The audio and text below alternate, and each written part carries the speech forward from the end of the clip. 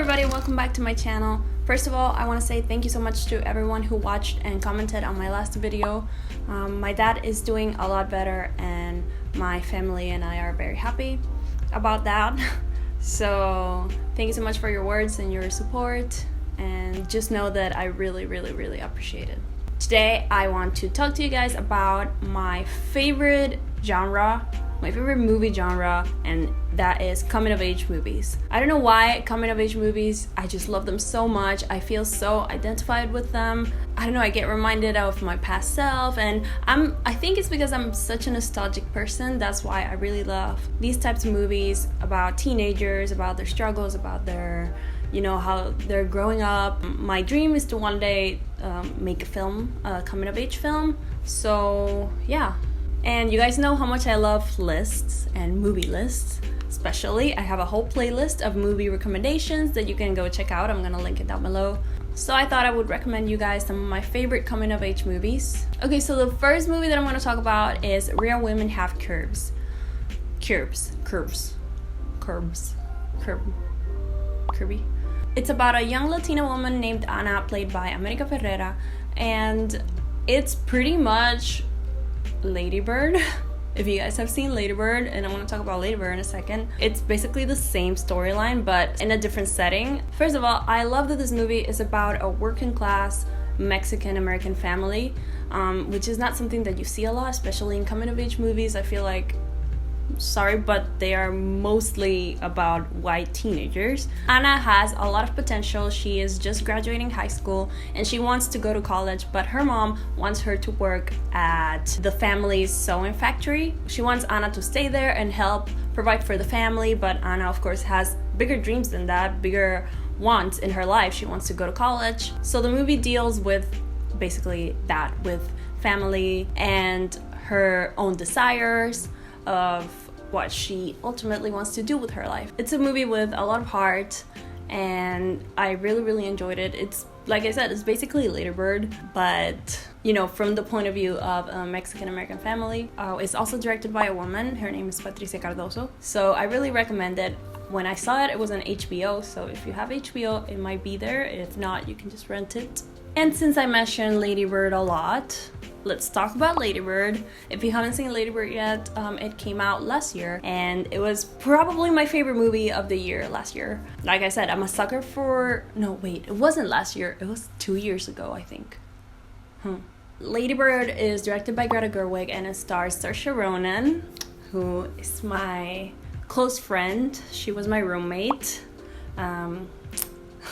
She really is one of my favorite actresses. Every film she's in, I love. Christine, aka Lady Bird, as she likes to call herself, is a teenager who is kind of rebellious. She goes to this Catholic or Christian school and her mother is just so controlling and overly critical of her. Everything she does, in the eyes of her mother, everything she does is wrong. All she wants is to graduate and move to New York and go to college there. But of course, her mom is not keen on the idea. In this movie, Lady Bird experiences a lot of firsts. She has her first relationship. It deals with different friendships, her going to prom, her relationship with her mom. Her relationship with her mom is probably one of the realest ones I've seen on a movie. So that's what I really loved about this movie. I also loved how they gave her pimples, because that's something that we don't see a lot in coming of age movies. They always have like perfect hair and makeup and fashion sense and everything. That part of the makeup and the depiction of a real teenager, I really like that. So if you still haven't watched it, you know what to do. And to keep with the recent coming of age movies, I'm gonna talk about 8th Grade. 8th Grade was my absolute favorite movie of last year. I was very mad it wasn't nominated for the Academy Awards because I was certain that it would receive at least one nomination. 8th Grade is about Kayla, a girl who is in 8th grade.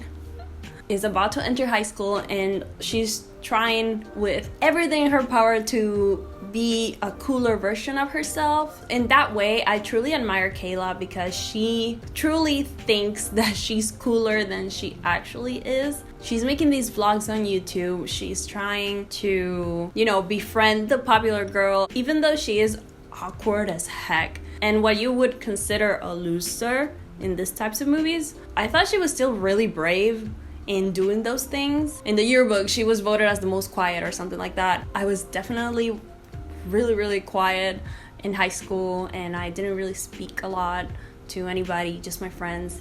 So I could really identify with Kayla in that sense, but I still admired her because she was brave, and she went to the pool party. She was really trying to be cooler, but she did it in such a real way, like they do in other teen movies. She didn't have to like glow up and get her hair done and her makeup and change her fashion sense. She was still herself. To be honest, it felt a lot like a documentary, kind of. It's all fiction, but I could totally see myself in this kid or other girls her age in this kid, that I felt like they were just documenting this girl's life. It was by director Bo Burnham, who was a YouTuber and is a comedian. 10 out of 10. I love this movie so much. Okay, now we're going even more recent with Booksmart.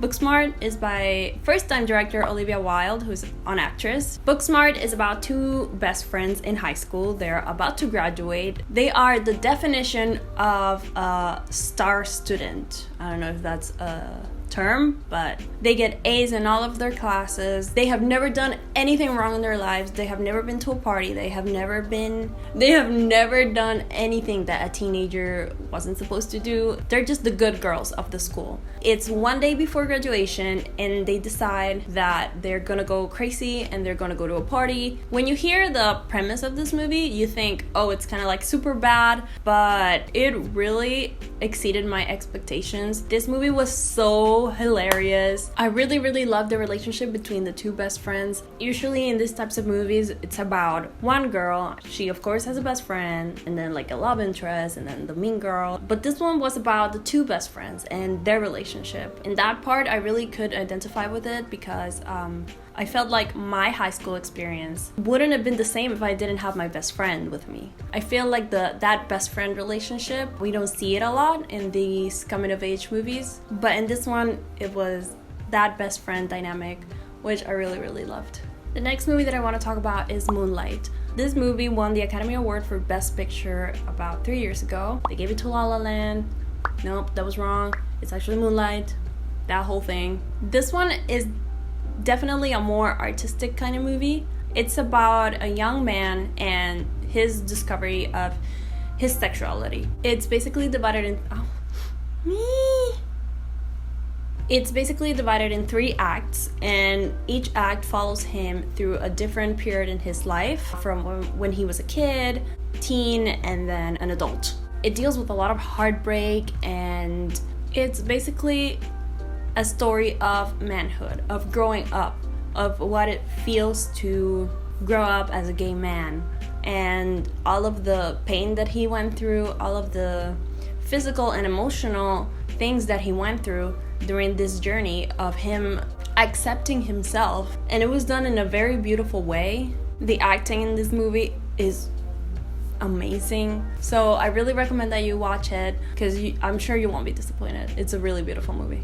I've talked about a lot of recent movies, so I'm gonna go back a little bit and I'm gonna talk about Pan's Labyrinth. It's by Mexican director Guillermo del Toro, and it was filmed in Spain, so it's a Spanish-Mexican film. This is a coming-of-age movie presented in a totally different genre. Even though it is a coming-of-age movie, it's also a fantasy. Of course, if you're a fan of Guillermo del Toro, you know that he loves his, mystical creatures and movies that are full of magic. I love that about his movies, especially The Shape of Water. It's about a girl who is drawn to this fantasy world when her reality is full of war and just horrible, violent things that a little kid shouldn't be witnessing. She's 11 years old, and she finds this sort of escapism in this fantasy world, and it's where she feels that she must be. This movie is definitely one of the greatest fantasy films. Okay, now I want to do some special mentions. I won't go too deep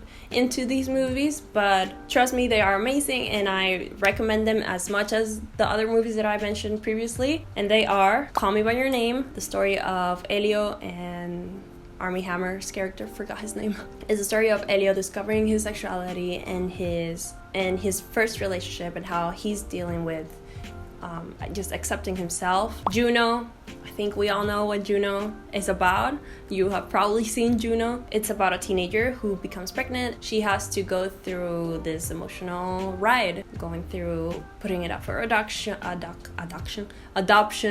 dealing with what her parents think about the whole situation. The Edge of 17 is about a girl who is in high school who has a lot of problems at home. Her brother started dating her best friend. She feels so alone in this world. You know, she has to get through it all. And that's it for my recommendations. If you have more that I didn't mention, please let me know down below. And also, if you have seen these movies that I mentioned, let me know why you like them, what you thought of them.